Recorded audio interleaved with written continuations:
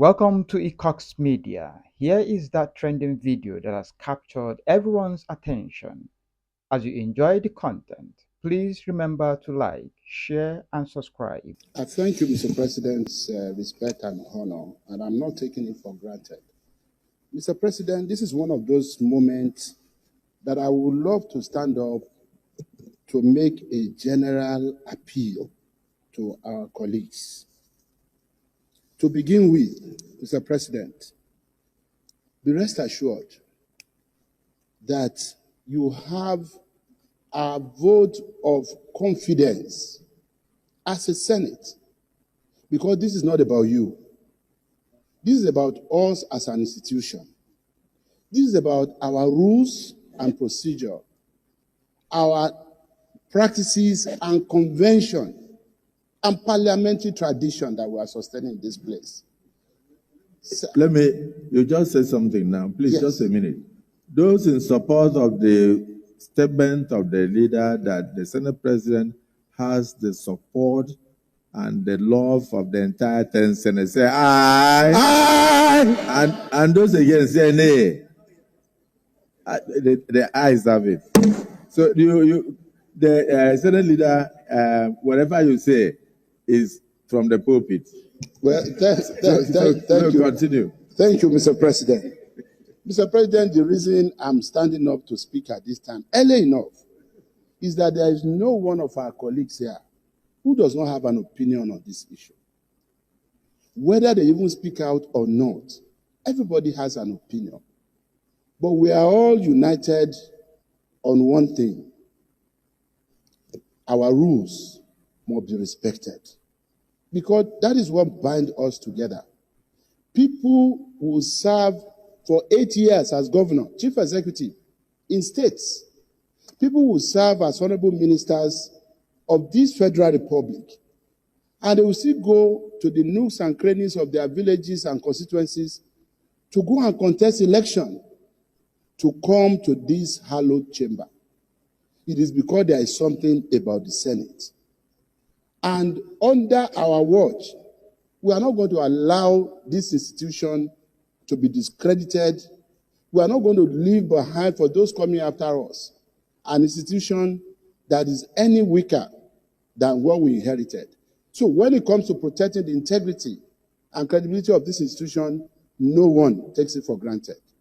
Let me also make it clear to members of public that the whole simi ulabalu about one of our colleagues, Senator Natasha Akpoti-Uduaghan, being asked to move to another seat, is nothing that has to do with gender, is nothing that has to do with hatred, is nothing that has to do with any form of malice. For the record, let me say again, distinguished Senator Adamu Alero, who had been governor for 8 years, who had been honorable minister, and who is one of the most ranking senators in this Senate today, was asked to move his seat. And he didn't make any issue out of it. We had a reason to change the seat of His Excellency Distinguished Senator Aminu Waziri Tambuwa. He didn't make any issue out of it. Senator Jarigbe, we had a reason to move his seat. He didn't make an issue. Senator Wadada, we moved his seat. He didn't make an issue out of it. That's on the minority side. On the majority side, we had reasons to move the seat, change the seats of the likes of Senator Wamako, obviously one of the most ranking senators here, two-time governor before. He didn't make any issue. Senator Olamilekan will change his seat. Senator, that's the chairman of appropriation. Senator Adetokunbo Abiru will change his, and several other people here. And the part of the reason that necessitated our recent decision to change seat was because at least 3 people, 3 distinguished colleagues, had moved from the minority aisle to the majority aisle. First was distinguished Senator Ifeanyi Uba of blessed memory, And then Senator Ezenwa Francis Oyewuchi moved. And then lately, distinguished Senator Ned Nwoko moved. All of this necessitated a change in our sitting arrangement because we needed to readjust. Of course, I understood why distinguished Senator Adaramodu would be concerned. He's our image maker, he's our spokesperson.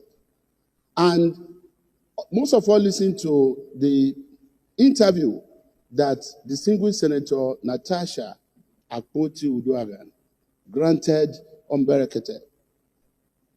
She exercised her right to speak, but the question was about the contents of what she said, whether it was the truth or not.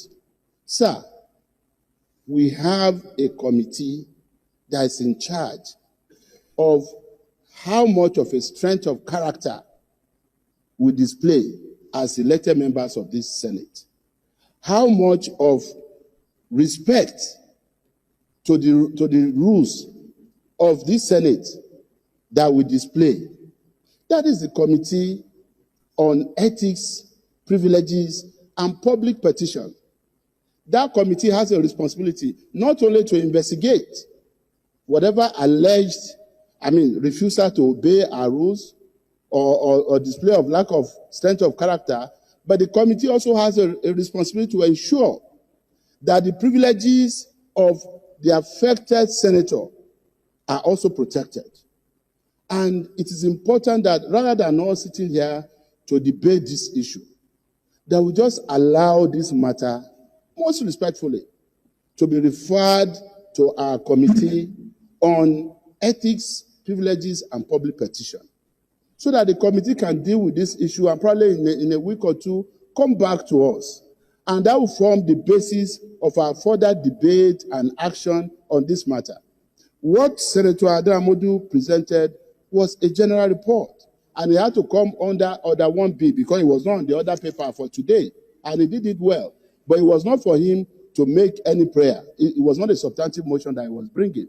He has laid his report before us. I beg most respectfully, let's refer this matter to our Senate Committee on Ethics, Privileges, and Public Petition, and they will get back to us so that right after this, we can go into an executive session and discuss other issues of public importance. But on this matter, I pray that we do not debate it any further. Let's just refer it to the appropriate committee.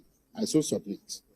Well, distinguished colleagues, the Senate leader more or less has finally arrived at a motion before us that we should refer the entirety of the saga to our ethics, code of conduct, and public petitions to revert back to us. But let me just read this for the record.